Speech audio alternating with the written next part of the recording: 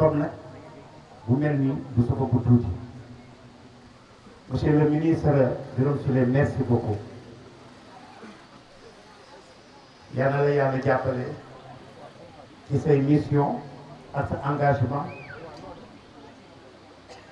jàppale ki nga xam ne itam moom moo la tabb nga nekk ministre muy le président de la République Bassirou Diomaye Faye avec tout son gouvernement. ñu am ci yéen yaakaar nag trop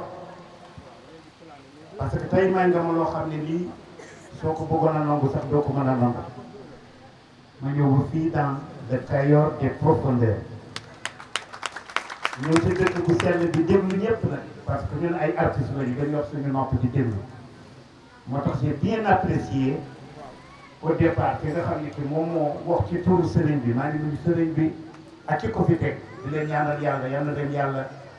guddal seen i fan bàyyi leen lu yàgg ci sunu kanam mais mi ngi campé l'histoire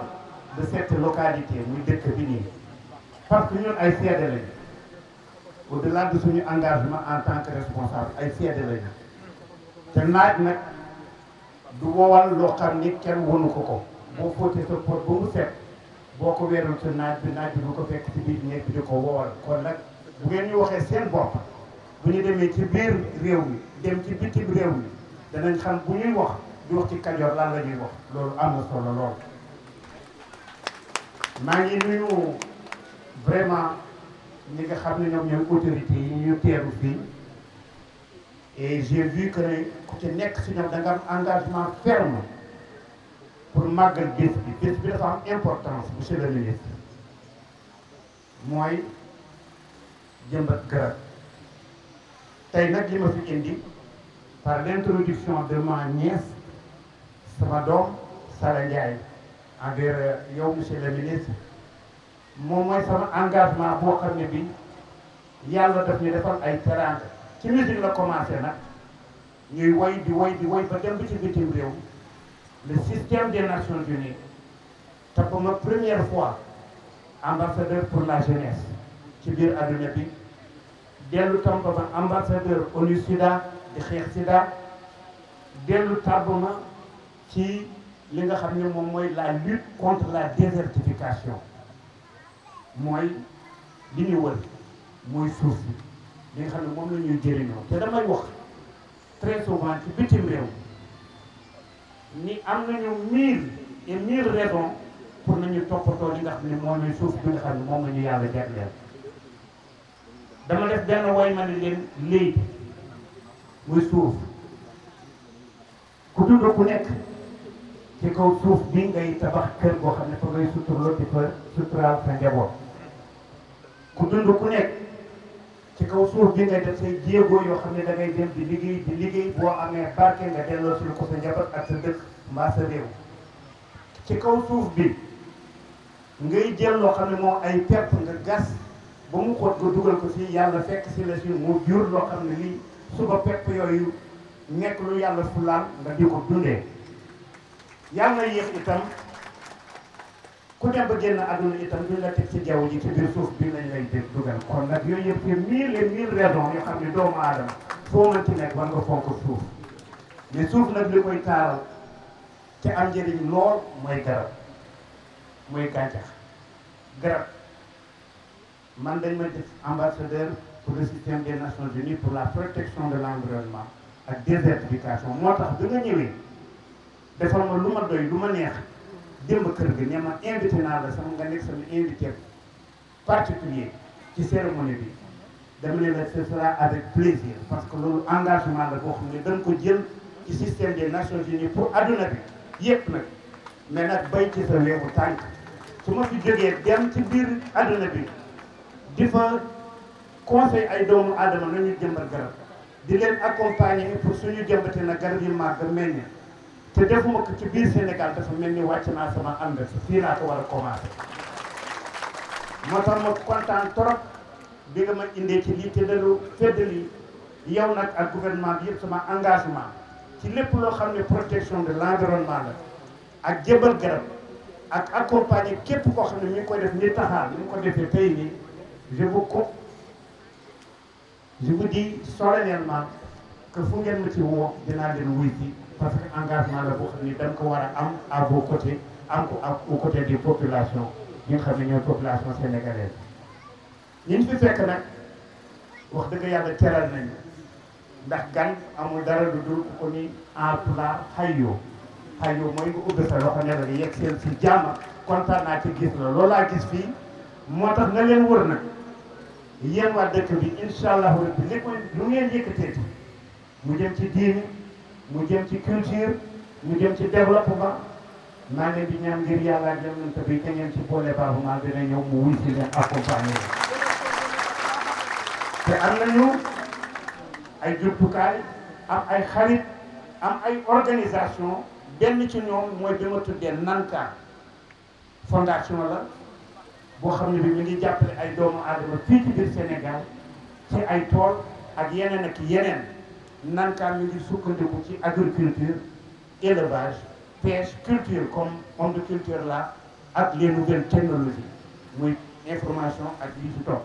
en tout cas monsieur le ministre maa ngi lay gërëm di la sant di la réitérer sama fraternité di réitérer waa dëkk bi te ni cofe ñëw naa fi yegg si naa fi mais cofeel dugal ci sama biir xol ba nga xam ne bii ni su ma demee dootuma fàttee dëkk bi maa ngi jot léegi benn message boo xam ne bii ku ma bokk noonu la lii si Charles de Gaulle mu envoyé benn note neewal sa promotionnaire la moo nekk fi xoolal yàlla di def xaw ma woon ni dinaa ko fi fekk mais nag maa leen di yëgal que ni maa ngi ànd ak ay doomu Kajoor di seen ginnaaw Amadou Fall seen yàlla jógal taxaw ñu gis la bi ma xamee ni Kajoor laay ñëw rek moom c'est un des conseillers du Dandeli li ñëw donc jërëjëf temps bi dafa xat waaye su dul woon loolu dinaa fi wax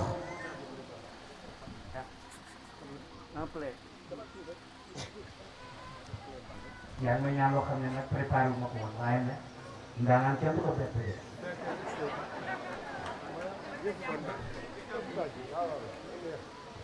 Sidiga Siri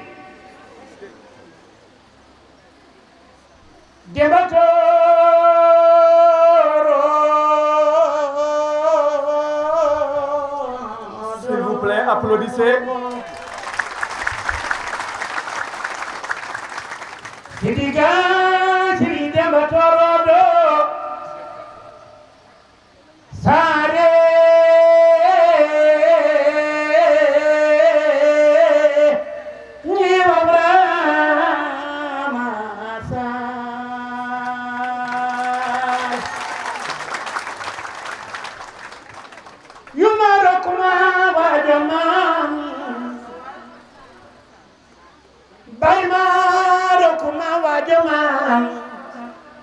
Sapomando kuma bajata koma nyola gaina ko sororo sororo sororo sororo sororo sambala de cœur. Merci beaucoup. Serigne Abdourahmane Kounta Khalifa le Cheikh Sidi Bouya Serigne Mohamed Julit Kounta daanaka borom dëkk bu ñu ko waxee duñu juum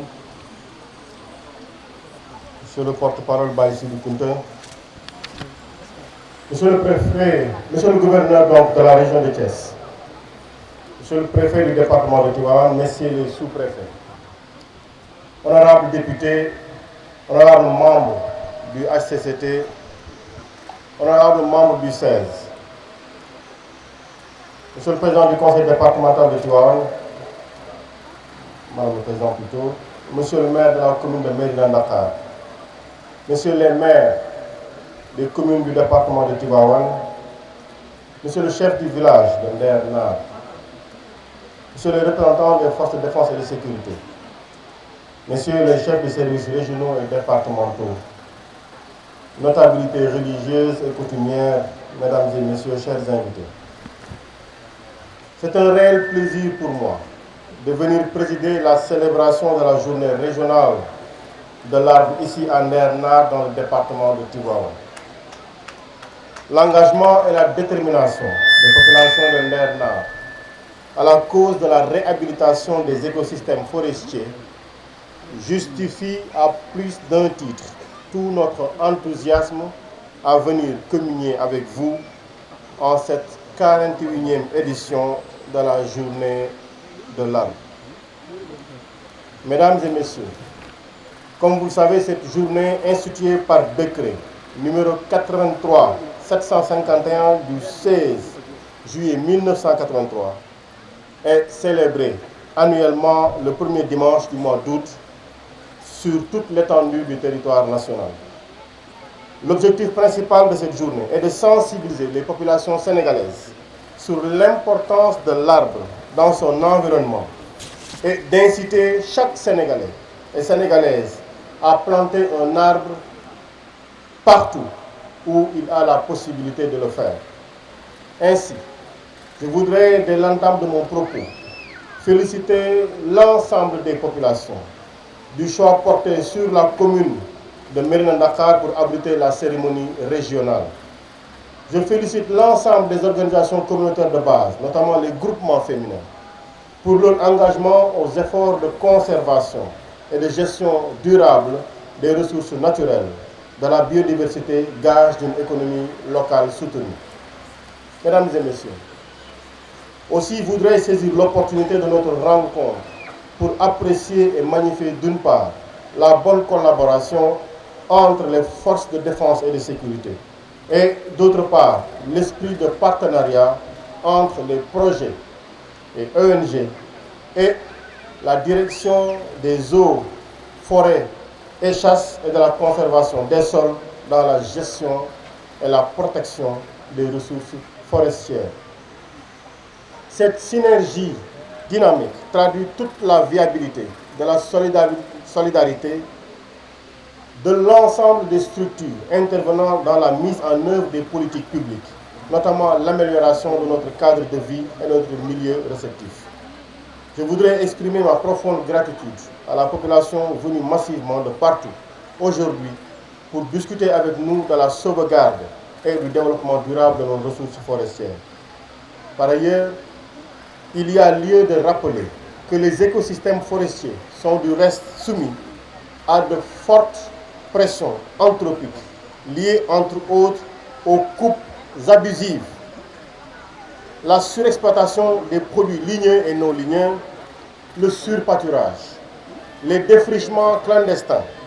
les cultures itinérantes et tant d'autres facteurs de dégradation du milieu.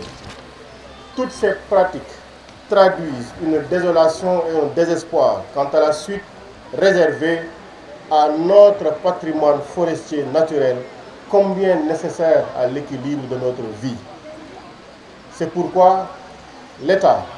en dehors des mesures répressives contre les malfaiteurs, est en train d'apporter des solutions alternatives pour atténuer la pression sur les ressources naturelles à travers des projets-programmes tels que l'Agence sénégalaise de la reforestation et de la Grande Muraille Verte, le projet de gestion des ressources naturelles du Sénégal dans le cadre du reboisement, des aménagements d'unités pastorales, la protection des cuvettes maraîchères par la mise en place de brise-vents et de haies vives, l'ouverture et la réhabilitation des pare-feux, la promotion d'emplois verts et la mise en œuvre des domaines agricoles communautaires. Votre détermination constante à faire face à la dégradation des ressources forestières et votre forte mobilisation d'aujourd'hui témoignent de votre volonté de traduire en actes concrets la politique du gouvernement en matière de développement durable. Notre présence ici s'explique par le choix fait par le ministre de l'Environnement de faire de la commune de Mérina Dakhar une terre pilote dans cette journée de l'arbre. Et le choix de votre commune se justifie amplement au regard des atouts majeurs notés. L'agriculture qui mobilise l'essentiel de la population active. Et c'est l'occasion encore de féliciter le jeune Mohamed Taha pour son initiative. Des réserves foncières aptes au développement de l'arboriculture fruitière, mais aussi une expérience avérée des populations locales dans la pratique agricole. Et au regard de tout ceci, il est utile pour nous donc de préciser que le développement de l'arboriculture fruitière dans la commune peut participer au rétablissement de l'équilibre socio-écologique du pays à travers la genèse de nouveaux pôles de production horticole. Mesdames et messieurs, aujourd'hui plus que jamais, nous sommes convaincus que la survie et la prospérité des hommes et des animaux et de leur culture dépendent du maintien des arbres et des forêts. À cet effet, le thème de la présente campagne nationale de reboisement, rôle du reboisement dans la souveraineté alimentaire et le développement économique, et son slogan « L'arbre, notre assurance de vie » trouve toute leur pertinence. Cette année, l'arbre parrain est Mangifera indica, communément appelé manguier. Le choix de cette espèce se justifie du fait qu'elle procure beaucoup d'avantages et le sketch présent vient d'expliquer toutes les destinations. Effectivement, la filière mangue, par exemple, selon l'Agence sénégalaise de promotion des exportations,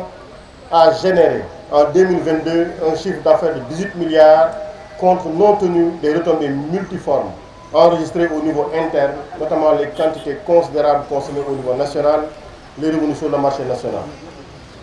Et c'est là donc un ensemble de défis que nous avons. Je terminerai par dire, si nous ne plantons pas et n'entretenons pas d'arbres, que sera notre environnement? Que deviendra pour nos petits-enfants notre planète? Voilà tout le sens de la question et l'importance de cette présente journée. ma yëkkati ay kàddu ci wolof gannaaw ba ñu nuyoo monsieur le gouverneur, monsieur le préfet, les sous-préfets, monsieur le président du conseil départemental, messieurs les maires et honorables députés. ba ñu nuyoo kilifa diine yi fi teew ak notable dëkk bi ñu yëkkati kàddu jëmale ko ci waa commune Mérina Dakhar ci dëkk bu tedd bi ñuy wax Ndeer Naar di nuyu képp ku fi yeewoo di wax ni sunu teewaayu tey li ko waral bi monsieur le président de la république santé monsieur le ministre de l'environnement mu sas bis bi ba noppi mobiliser l'ensemble du gouvernement pour bépp dëkk ñu mën faa teew pour joxe seen loxo seen jëf seen pas-pas ci jëmbat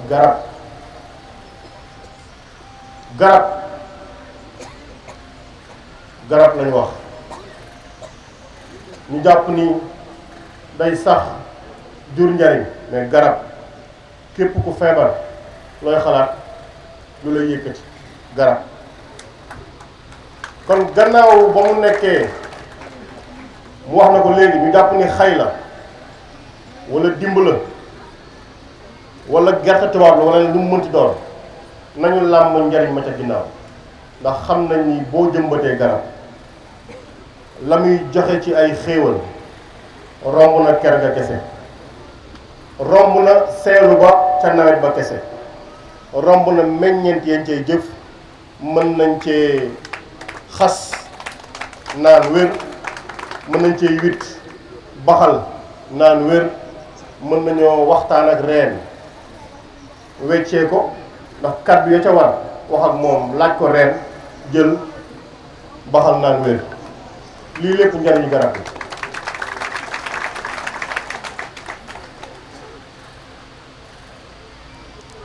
lii bu ñu fi dajalee tey ñu bëgg bépp sénégalais gannaaw fii ci Mérina Dakhar ñu jóg ku nekk jëmbat ndax njariñ bi muy jur ñu xam ni bu ñu bëggee defar suñu réew moom suñu koom-koom sàmm suñu keew ndax baatu wolof biy wax environnement nee nañu de keew mën na koo tekki sàmm suñu keew sàmm suñu jaww sàmm suñuy suuf war nañoo jëmbat te saytu garab tey jàng nañ ko ci diine lan mooy njariñu garab ñu xamal ñu ne garab gi nga jëmbat tey képp ku romb ci kanam yow mi jëmbatoon ñu ngi lay bindal ay tuyaaba yu dul jeex waxuma laa ñu witt ca doom ya naan wala ñu xas ca wala ñu witt ca wala ñu weccee ca reen ya ngir faj garab fa jàngoro. bisu tey bii nag monsieur le gouverneur bu ñuy ñëw fii ci commune bii monsieur le maire honorable député di waxtaan ci dëkk bii dafa am sunu mag moo xam ni àdduna wërngal këpp ñoo nangu doxam ak jëfam ci wàllu xeex ngir garab sax ngir garab bari ci réew mi muy sunu mag di Haaj Seydou Baba Maal bi ma demee seeti ko démb waxtaan ak moom mu xamal ma ni àdduna wërngël képp lii la fiy dox kon buñ ko woowee ci réew mii ci lii dana sawar lool bàyyi lépp lu mu jàppoon def li faratay tayam moo waral ñu ànd ak moom fii ñu ngi koy gërëm ci kanamu askan bi yëpp ndax bàyyi nañ ko programme mu ànd ak ñun ci liggéey bi lii nag exemple la moo tax ñuy soññ suñu bopp di soññaat ñëpp mais di santaat jigéen ñi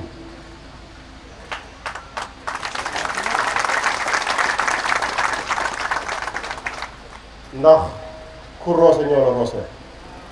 ku jëmbat ñoo la jëmbatal ku witt ñoo la wittal ku xas ñoo la xasal ku laal ci reen ñoo la laalal reen yéen daal yéenay daal. Monsieur le maire dégg nañu soxla yi du ma wax jàmbat yi soxla yi ndax lépp loo xam ni jàngoro la bu wéree day weesu turu jàngoro jàmbat lay doon buñ ko waxee fañ ko war a waxee dégg nañ ko incha allahu rabbi lépp luñ ci war a dox lii dépendre ci ministre de l' agriculture dinañ ko ko jottali li dépendre ci ministre de l' environnement dinañ ko ko jottali li dépendre ci ñun bis ni nga tey dinañ ko def suñuy jéego ndax ñu ngi ci woon ba noppi waaye ci fan yu néew di ngeen incha allahu rabbi gis liñ ciy dox du ñu guddal ñu ngi leen di sant di leen gërëm di wax ni monsieur le maire wax naa la ne la sama garab gi ma jëmbat bul jaar sama ginnaaw di ko buddi parce que nee naa la sama bos mooy njëkk a ñor sa bos mooy njëkk a màgg sa bos dénk naa leen sama bos nag bu mu dox sama ginnaaw di rocci salaamaaleykum wa rahmatullah